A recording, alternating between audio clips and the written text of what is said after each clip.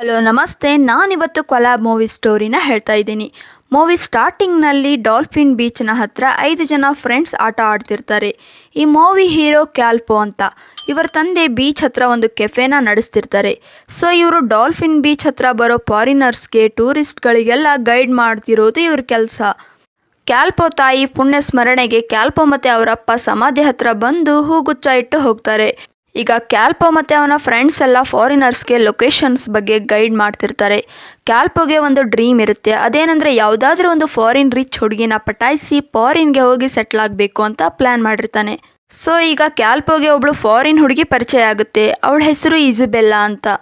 ಇವಳನ್ನ ಬೈಕ್ನಲ್ಲಿ ಕೂರಿಸ್ಕೊಂಡು ಎಲ್ಲ ಕಡೆ ಸುತ್ತಿಸಿರ್ತಾನೆ. ಒಂದಿನ ಅವರು ಡ್ಯಾಡ್ ಕೇಳ್ತಾರೆ, ಯಾವಾಗಲೂ ಆ ಸ್ವಿಟ್ಜರ್ಲ್ಯಾಂಡ್ ಹುಡುಗಿ ಹಿಂದೆನೇ ಸುತ್ತಿರ್ತೀಯಾ, ಏನು ಕತೆ ಅಂತ. ಅದಕ್ಕೆ ಕ್ಯಾಲ್ಪೋ ಹೇಳ್ತಾನೆ, ಅವಳು ಫಾರಿನ್ ರಿಚ್ ಗರ್ಲ್, ಅವಳನ್ನು ಮದುವೆ ಮಾಡಿಕೊಂಡು ಅಲ್ಲಿಗೆ ಹೋಗಿ ಅವಳ ಆಸ್ತಿನೆಲ್ಲ ನಾನೇ ಬರ್ಸ್ಕೊಂಡು ಇಲ್ಲಿರೋ ನಮ್ಮ ಲೋನ್ಗಳನ್ನೆಲ್ಲ ತೀರಿಸ್ಬಿಡ್ಬೇಕು ಅಂತ. ಸೊ ಲೈಟ್ ಹೌಸ್ನ ಕೂಡ ಮಾಡೋಣ ಅಂತ ಹೇಳ್ತಾನೆ. ಬಟ್ ಹೀಗೆ ಒಂದಿನ ಇಜಬೆಲ್ಲಾ ಅವಳ ಬಾಯ್ ಫ್ರೆಂಡ್ ಬರ್ತಾನೆ. ಅವನ ಜೊತೆ ಮದುವೆ ಕೂಡ ಫಿಕ್ಸ್ ಆಗಿದೆ ಅಂತ ಹೇಳಿ ಮದುವೆಗೆ ಕ್ಯಾಲ್ಫೋನು ಕೂಡ ಇನ್ವೈಟ್ ಮಾಡಿ ಹೋಗ್ತಾಳೆ. ಈ ಕಡೆ ಕ್ಯಾಲ್ಫೋ ಸ್ಯಾಡ್ ಫೀಲ್ನಲ್ಲಿ ಇರ್ತಾನೆ. ಇವರು ಅಪ್ಪ ಫ್ರೆಂಡ್ಸ್ ರೇಗಿಸ್ತಿರ್ತಾರೆ ಕ್ಯಾಲ್ಫೋನ. ನೆಕ್ಸ್ಟ್ ಡೇ ಇವನ ಫ್ರೆಂಡ್ ಒಂದು ಡೀಲ್ನ ಮಾಡಿರ್ತಾನೆ. ಒಂದು ಪಕ್ಷಿನ ಹಿಡಿದುಕೊಟ್ರೆ 5,000 ರೂಪಾಯಿ ಅಂತೆ. ಸೊ ಆ ಕ್ಯಾಲ್ಫೋ ಆ ಪಕ್ಷಿನ ಹಿಡಿಯೋಕೆ ಮರನ ಹತ್ತಿ ಹಿಡಿಯೋಕೆ ಟ್ರೈ ಮಾಡ್ತಾನೆ. ಆಗಲೇ ಹೀರೋಯಿನ್ ದುಂಬಿ ಓಡಿ ಅಲ್ಲಿಗೆ ಬರ್ತಾಳೆ. ಅವಳನ್ನು ನೋಡ್ತಾ ಮರದಿಂದ ಕೈ ತಪ್ಪಿ ನೀರಲ್ಲಿ ಬಿದ್ದುಬಿಡ್ತಾನೆ ಕ್ಯಾಲ್ಫೋ. ಆ ಹಕ್ಕಿನ ಮನೆಗೆ ತಗೊಂಡು ಬರ್ತಾನೆ. ಅದು ತುಂಬ ಕ್ಯೂಟಾಗಿ ಮಾತಾಡ್ತಿರುತ್ತೆ. ಮಾರ್ನಿಂಗ್ ದುಂಬಿ ಕ್ಯಾಲ್ಫೋ ಮನೆಗೆ ಬಂದು OLXಲ್ಲಿ ಹಕ್ಕಿನ ಸೇಲ್ಗೆ ಹಾಕಿದ್ದೀರಲ್ಲ, ಇದು ನನ್ನ ಮೈನಾ, ನನಗೆ ಕೊಡಿ ಅಂತಾಳೆ.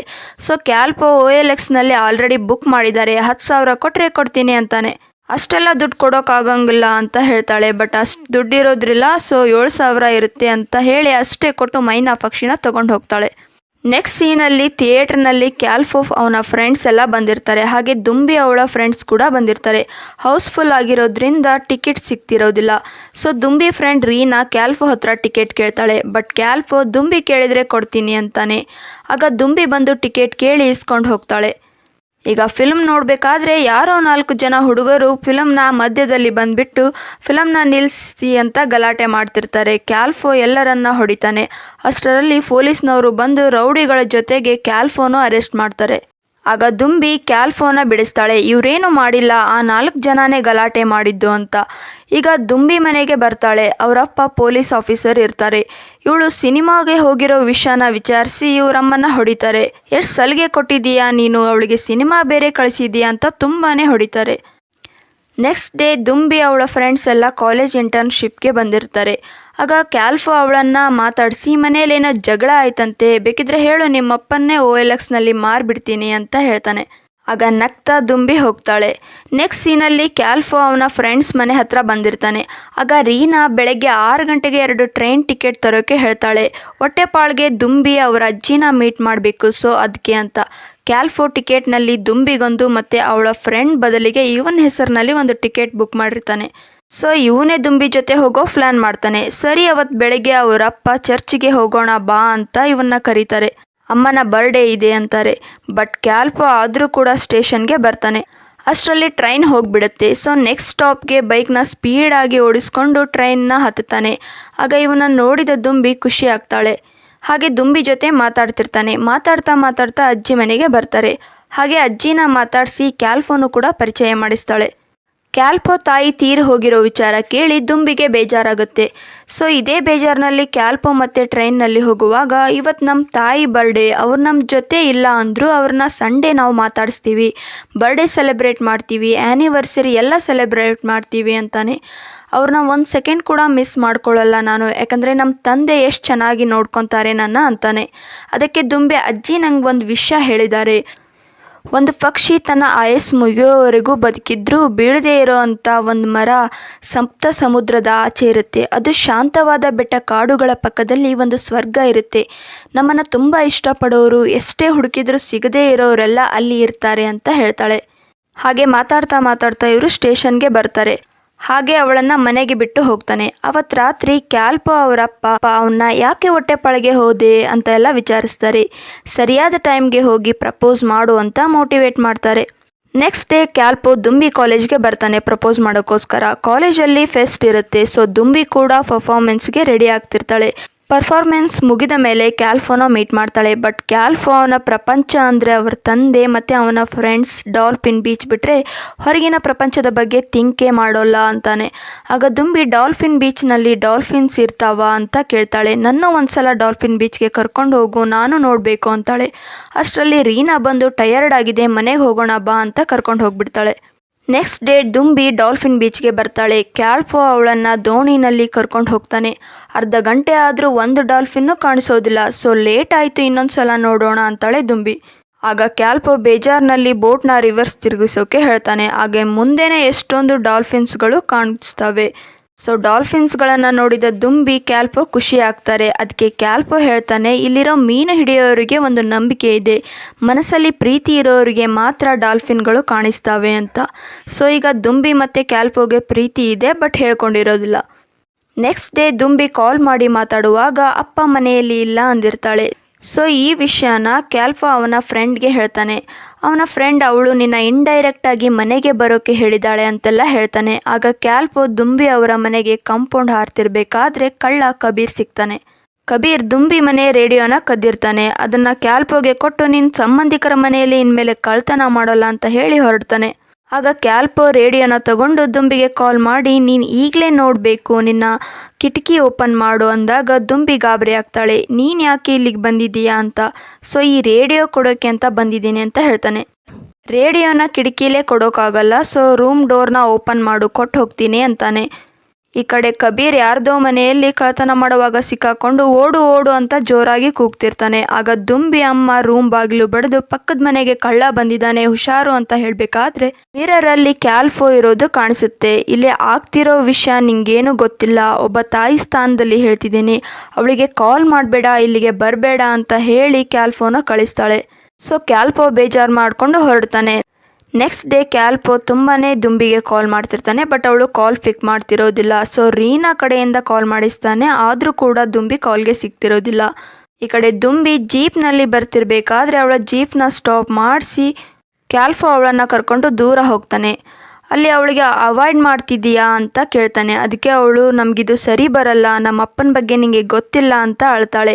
ಇಡೀ ಜಗತ್ತೇ ಅಡ್ಡ ಬಂದರೂ ನಾವು ಎದುರಿಸೋಣ ಅಂತಾನೆ. ಬಟ್ ದುಂಬಿ ನನ್ನ ಕಡೆಯಿಂದ ಆಗೋಲ್ಲ ಅಂತ ಹೇಳಿ ಹೊರಡ್ತಾಳೆ. ಸೊ ಈಗ ಕ್ಯಾಲ್ಪೋ ತುಂಬಾ ಬೇಜಾರಲ್ಲಿ ಇರ್ತಾನೆ, ಎಲ್ಲವನ್ನ ಕಳ್ಕೊಂಡಿರೋರ ಥರ ಇರ್ತಾನೆ. ಹೀಗೆ ಒಂದಿನ ಅವನ ಕಸಿನ್ ಸಿಸ್ಟರ್ ಜೊತೆ ಮಾತಾಡ್ತಿರೋದನ್ನು ದುಂಬಿ ನೋಡ್ತಾಳೆ. ಜಲಸಲ್ಲಿ ಅಲ್ಲಿಗೆ ಬಂದು ಕ್ಯಾಲ್ಪೋನ ಬೈಕ್ನಲ್ಲಿ ಕರ್ಕೊಂಡು ಹೋಗು, ನಿಮ್ಮ ತಂದೆನ ಮೀಟ್ ಮಾಡಬೇಕು ಅಂತಾಳೆ. ದುಂಬಿ ಅವರ ಅಪ್ಪನ ಜೊತೆ ಮಾತಾಡ್ತಿರ್ತಾಳೆ. ಈ ಕಡೆ ಕ್ಯಾಲ್ಪೋ ಬೀಚ್ನ ಹತ್ರ ಹೋಗಿ ಕುಳಿತಿರ್ತಾನೆ. ಅಲ್ಲಿಗೆ ದುಂಬಿ ಕೂಡ ಹೋಗಿ, ನೀನು ಹೇಳಿದೆ ಅಲ್ಲ, ಈ ಜಗತ್ತಿನಲ್ಲಿ ಎಷ್ಟೇ ಕಷ್ಟ ಬಂದರೂ ಎದುರಿಸ್ತೀನಿ ಅಂತ, ಹಾಗೆ ನಾನು ನಿನ್ನ ಜೊತೆ ನಿಲ್ತೀನಿ ಅಂತಾಳೆ. ಸೊ ಈಗ ದುಂಬಿ ಕ್ಯಾಲ್ಪೋ ಒಂದಾದ್ರು ರೇಗಾಡಿಸ್ಕೊಂಡು ಕಿತ್ತಾಡ್ಕೊಂಡಿರ್ತಾರೆ. ನೆಕ್ಸ್ಟ್ ಸೀನಲ್ಲಿ ರೀನಾ ದುಂಬಿ ಮನೆಗೆ ಬಂದು ಬೀಚ್ ಫೆಸ್ಟಿವಲ್ನ ನೋಡ್ಕೊಂಡು ಬರ್ತೀವಿ ಅಂತ ಅವರಮ್ಮನ ರಿಕ್ವೆಸ್ಟ್ ಮಾಡಿ ದುಂಬಿನ ಕರ್ಕೊಂಡು ಬರ್ತಾಳೆ.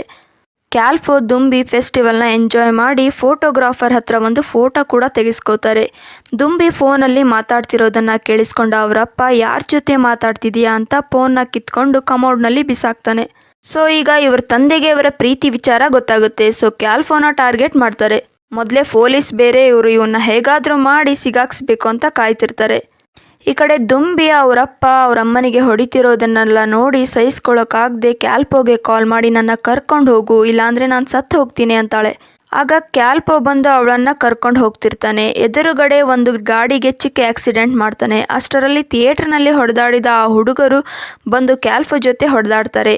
ಆಗ ಪೊಲೀಸ್ನವರು ಇವ್ರನ್ನೆಲ್ಲ ಸ್ಟೇಷನ್ಗೆ ಕರ್ಕೊಂಡು ಬರ್ತಾರೆ. ದುಂಬಿ ಕೂಡ ಸ್ಟೇಷನ್ನಲ್ಲಿ ಇರ್ತಾಳೆ. ಆಗ ಅವರಪ್ಪ ಹತ್ರ ಪೊಲೀಸ್ನವರು, ಹೈವೇನಲ್ಲಿ ಹೊಡೆದಾಡ್ತಿದ್ರು ಇವರೆಲ್ಲ, ನಿಮ್ಮ ಮಗಳು ಕೂಡ ಇದ್ದಾಳೆ ಅಂತ ನಿಮ್ಮನ್ನು ಕರೆಸಿದ್ದೀವಿ ಅಂತಾರೆ. ಈ ಕಡೆ ಕ್ಯಾಲ್ಪೋ ಅವರ ತಂದೆ, ನಾನೆಲ್ಲ ಸಾಲ್ವ್ ಮಾಡ್ತೀನಿ ಅಂತ ಮಾತಾಡ್ತಿರ್ತಾರೆ. ಆಗ ದುಂಬಿ ಅವರ ಅಪ್ಪ ಕ್ಯಾಲ್ಪೋ ತಂದೆನ ಕರೆದು ಅವರಿಗೆ ಹೊಡೆದು ಪ್ರಾಬ್ಲಮ್ನ ಸಾಲ್ವ್ ಮಾಡೋಕ್ಕೆ ನೀನೇನು ಕೋರ್ಟಾ ಅಂತ ಬೆದರಿಸ್ತಾರೆ. ಬೀಚ್ನಲ್ಲಿ ಗೈಡ್ ಮಾಡೋ ಕೆಲಸ ಅಷ್ಟೇ ಮಾಡಬೇಕು, ಆಚೆ ಈಚೆ ಕಂಡ್ರೆ ನಿಮ್ಮನ್ನ ಕೊಂದು ಹಾಕ್ಬಿಡ್ತೀನಿ ಅಂತ ಹೆದರಿಸ್ತಾರೆ. ನೆಕ್ಸ್ಟ್ ಡೇ ದುಂಬಿ ಅವರಪ್ಪ ಕಾಲೇಜ್ TCನೆಲ್ಲ ತಗೊಂಡು ಒಂದು ವಾರದಲ್ಲಿ ಹೋಗ್ತಿದ್ದಾರೆ ಅನ್ನೋ ವಿಷಯನ ರಿಯಾ ಕ್ಯಾಲ್ಪೋ ಅವರ ಅಪ್ಪನಿಗೆ ಹೇಳ್ತಾಳೆ. ಸೊ ಈಗ ಇವರೆಲ್ಲ ಯೋಚನೆ ಮಾಡಿ ಇವರನ್ನು ಥೈಲ್ಯಾಂಡ್ಗೆ ಕಳಿಸೋ ಪ್ಲ್ಯಾನ್ ಮಾಡ್ತಾರೆ. ಬಟ್ ದುಂಬಿ ಅವರಪ್ಪ ಅವರನ್ನೆಲ್ಲ ಹಿಡಿದು ಜೈಲಿಗೆ ಹಾಕಿಬಿಡ್ತಾರೆ. ಡಾಲ್ಫಿನ್ ಬೀಚ್ನಲ್ಲಿರೋ ಹುಡುಗರನ್ನೆಲ್ಲ ಡ್ರಗ್ಸ್ ಕೇಸ್ ಮೇಲೆ ಅರೆಸ್ಟ್ ಮಾಡಿಸಿರ್ತಾನೆ. ಪೊಲೀಸ್ನವರೆಲ್ಲ ಹೊಡೆಯೋದನ್ನು ರೀನಾ ದುಂಬಿಗೆ ಕಾಲ್ ಮಾಡಿ ಹೇಳ್ತಾಳೆ. ಆಗ ದುಂಬಿ ಅವರಪ್ಪನ ಹತ್ರ ಅವರನ್ನು ಬಿಟ್ಬಿಡೆ ಅಂತ ತುಂಬಾ ಅಳ್ತಾಳೆ, ಗೋಗರಿತಾಳೆ. ಆದರೂ ಅವರಪ್ಪ ಅವರನ್ನೆಲ್ಲ ಮುಗಿಸೋ ಪ್ಲ್ಯಾನ್ ಮಾಡಿರ್ತಾನೆ. ಸೊ ಇದಕ್ಕೆಲ್ಲ ನಾನೇ ಕಾರಣ, ನನ್ನಿಂದಾನೇ ಇಷ್ಟೆಲ್ಲ ಆಗ್ತಿರೋದು ಅಂತ ಕ್ಯಾಲ್ಫೋಗೆ ಕಾಲ್ ಮಾಡಿ ಸಾರಿ ಕೇಳ್ತಾಳೆ. ಬಟ್ ಅವಳು ಕೈನ ಚಾಕುಯಿಂದ ಕುಯ್ಕೊಂಡು ಸತ್ತು ಹೋಗ್ತಾಳೆ. ದುಂಬಿ ಡೆಡ್ ಬಾಡಿನ ಕೊಟ್ಟಪಾಳಿಗೆ ತಗೊಂಡು ಹೋಗಬೇಕು ಅಂತ ದುಂಬಿ ಅಪ್ಪ ಹೇಳ್ತಾರೆ. ಬಟ್ ದುಂಬಿ ಅಮ್ಮ ಸೌದಾ ಅವಳನ್ನು ಇಷ್ಟಪಡೋರು ಇರೋದು ಈ ಮಣ್ಣಲ್ಲೇ, ಇಲ್ಲೇ ಸಮಾಧಿ ಮಾಡೋಣ, ಈ ವಿಷಯದಲ್ಲಾದರೂ ನನ್ನ ಮಗಳ ಆಸೆನ ಈಡೇರಿಸಬೇಕು ಅಂತಾಳೆ. ಎಲ್ಲರೂ ತುಂಬ ದುಃಖದಿಂದ ಅಳ್ತಿರ್ತಾರೆ. ಕ್ಯಾಲ್ಪೋ ಅಂತೂ ತುಂಬಾ ಬೇಜಾರಲ್ಲಿರ್ತಾನೆ. ಪ್ರತಿದಿನಾನು ಅವಳ ಸಮಾಧಿ ಮುಂದೆ ಬಂದು ಅಳ್ತಿರ್ತಾನೆ. ಕ್ಯಾಲ್ಪೋ ಒಬ್ಬನೇ ಬಂದು ಸಮಾಧಿ ಮುಂದೆ ತುಂಬಾ ಅಳ್ತಾನೆ. ಬದುಕಿದ್ದು ಸತ್ತವನ ಥರ ಇರ್ತಾನೆ. ಅವಳ ಸಮಾಧಿ ಮೇಲೆ ಒಂದು ಗಿಡನ ಕೂಡ ನೆಡ್ತಾನೆ.